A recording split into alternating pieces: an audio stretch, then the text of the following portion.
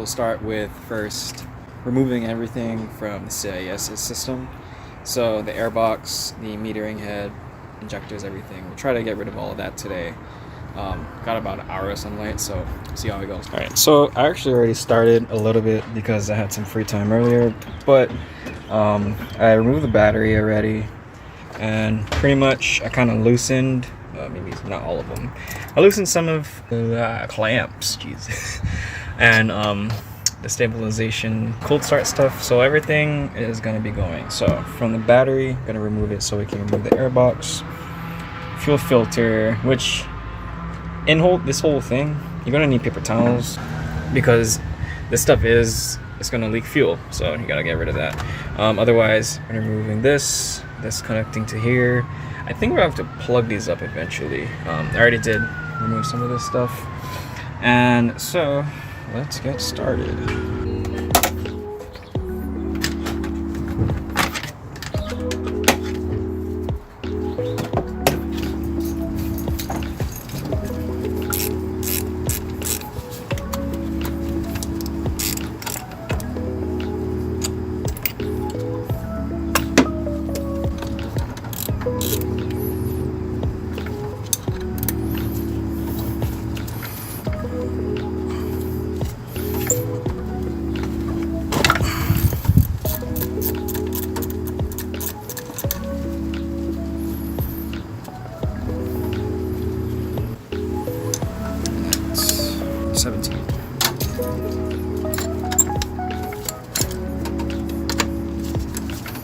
I got the 17. All you need is leverage.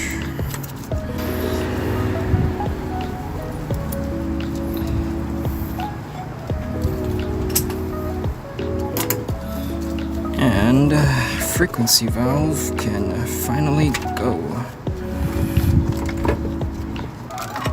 Oh, there's so much fuel. There's so much fuel. There's so much fuel. Put this one actually back in, this 19. So we have all these fuel lines. And I forgot the roll-up regulator stuff. Just drain out fluid. I'm gonna have to go around this. It's a new hose, so it should be pretty flexible. And get to the second one.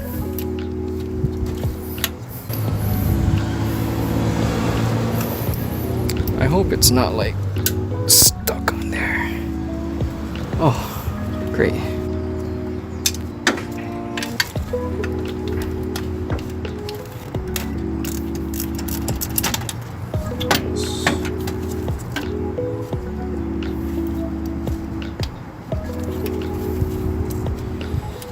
Too much fuel in here. That is one line.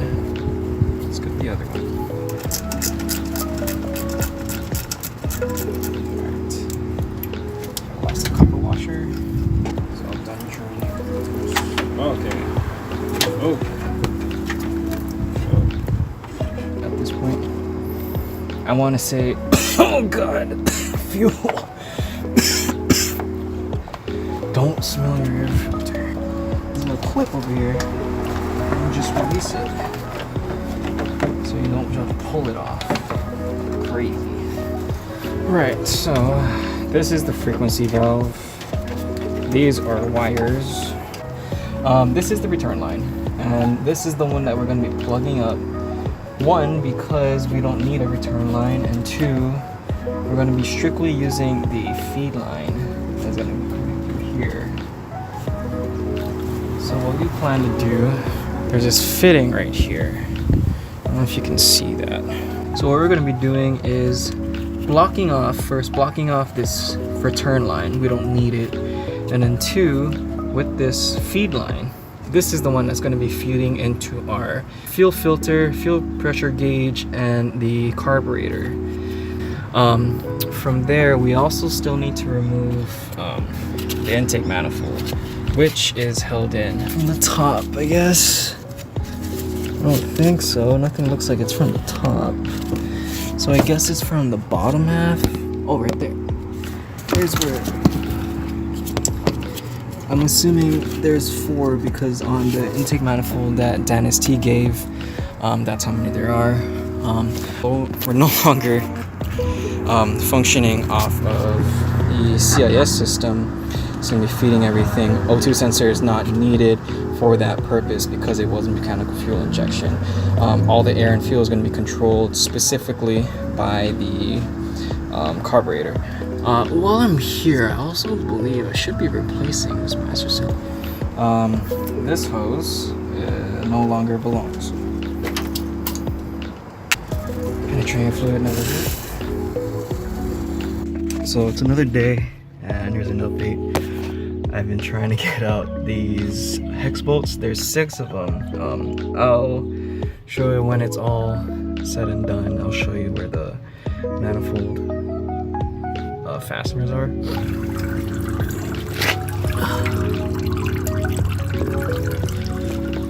Just training everything as much as I can. Suspension, the head, everything.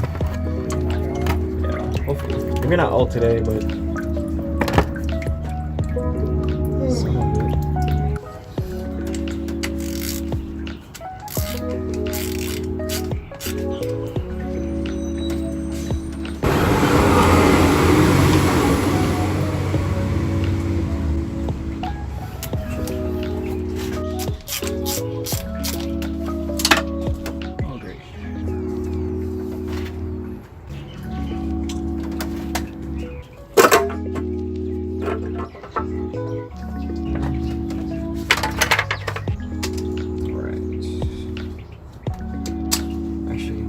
Just want to make sure that we get to top dead center.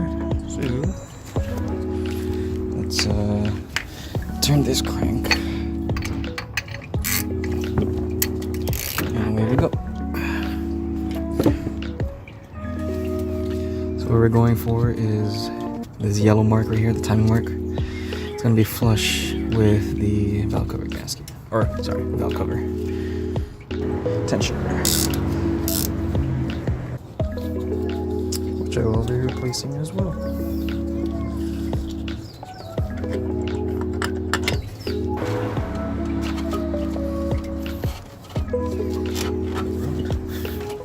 I think I'll just drop it down below. I should just leave it there. So take the tensioner off, the alternator off. I think moving this straightforward. I'm just gonna loosen that one since that's the tensioner. There's one more down here. It's right over here. These are all should be 13s.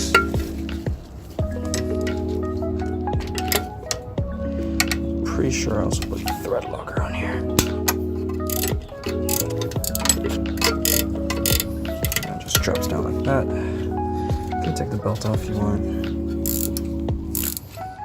There we go. Got a mix of washers and spacers. Next are these couple hoses, and the oil cooler one, as well as the, I think that's oil pressure sender, one right below over here behind. If you can see it, it's right over here, blue and red. I'm gonna expect there's some coolant coming out of these eventually, so just be prepared for that. I have the pan still underneath. And look at that. Not too bad.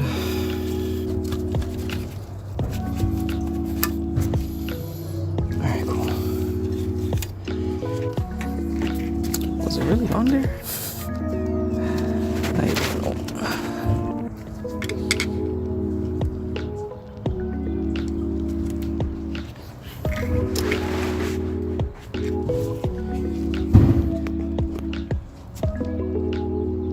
So disconnecting these 2 wires. I don't remember off the top of my head which sender, pressure, sensor, whatever it is. But power goes to here, grounding is going to here. Indicated by these 2 wires. I don't remember, but yeah. Alright, so I think this is temperature sender for the coolant. These are two 7mm, and basically there's two of them. Just make sure you don't confuse them. So yellow green on the right and a darker brownish on the left. Could be, I don't know, maybe it's yellow. We'll never know. Also, this is the one that's coming from the heater. This is like right below it. And I did have a heater hose pop on me. So I found all of this wonderful stuff. Just pull it out. I have no idea when that accumulated, how long it's been there.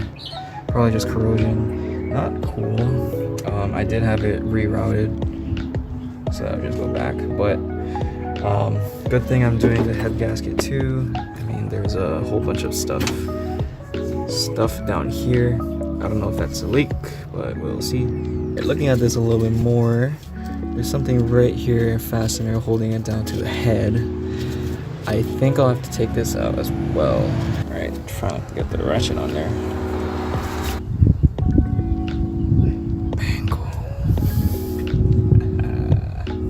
All right, that's now off, and I can probably clean that up. Ooh, get this. I believe that should be the only thing securing it. Yeah, looks to be. I think this is where it separates. That belongs in the block. So let's get this one off. Leverage, greatest tool for us. Right. Should be able to pull it off now. Yeah, 13/16.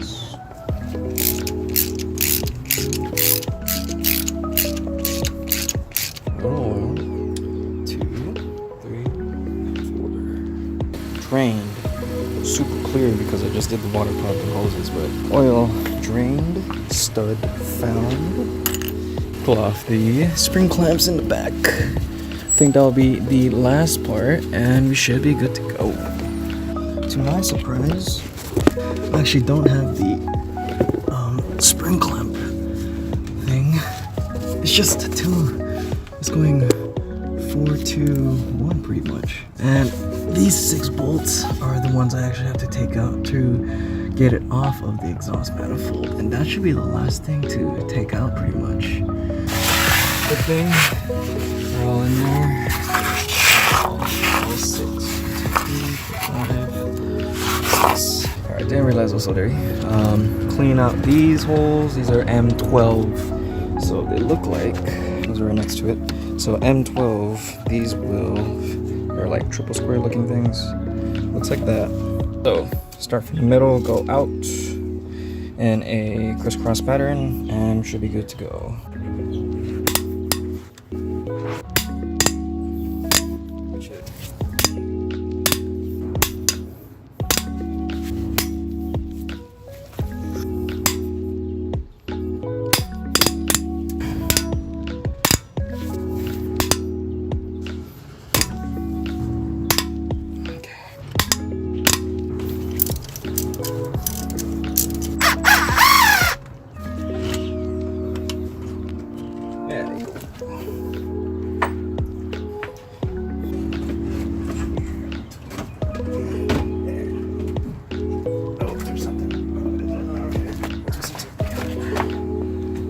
Oh, yeah, easy.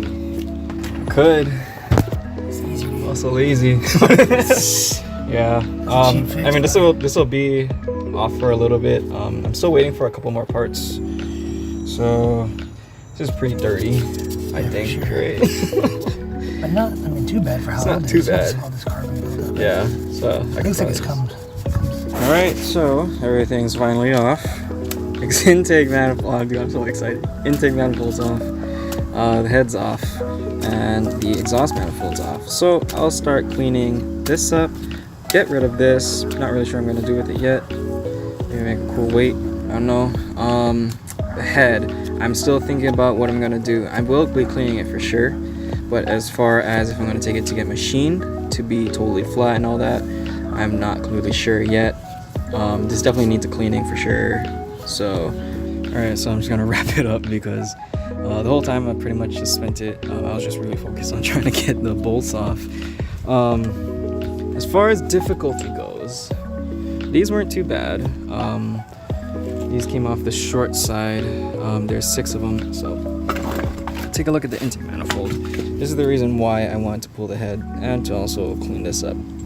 So these shorter ones were kind of giving a hard time. Sorry, shorter ones here. Managed to get it out, not with the M6 or the 6mm hex bolt, or the hex head socket Allen thing, to get it off because it was just way too stripped, if you can see. So what I ended up doing was using a Torx bit. I think it was a T45 equivalent, or you could use an M8, I believe, triple square, or those M-size sockets, the ones that we use to take off the head. Those bolts. Ended up happening was that these two were stuck, the higher and longer ones actually. So got my Dremel and pretty much, if I can find it, yeah. So what I did was, for this one in particular, it's probably the hardest one. What I ended up doing was shearing off, making 2 flat edges using the Dremel, and then just using vice grips to just get enough torque so I could twist it off. And it was just really hard. It took like 20 minutes. It wasn't too bad. I wasn't too stressed now that I had a lot of this room. But if I were to try to do this when the head was still on the car, I would probably be doing it in like this much room, and that's not ideal. So at this point, I'll stop the video for now. There's a whole bunch of disassembling, so now it's pretty much putting everything back together. I have a bunch of the new gaskets, putting that in, and I'm super excited I could finally get this car running again. Thanks for watching, guys. Hopefully we'll get this done. Sorry it took a while, it was just raining a lot. As you can see, wonderful sun, wonderful. Now it's too hot to do any shit. Anyways, see you guys next video. Peace.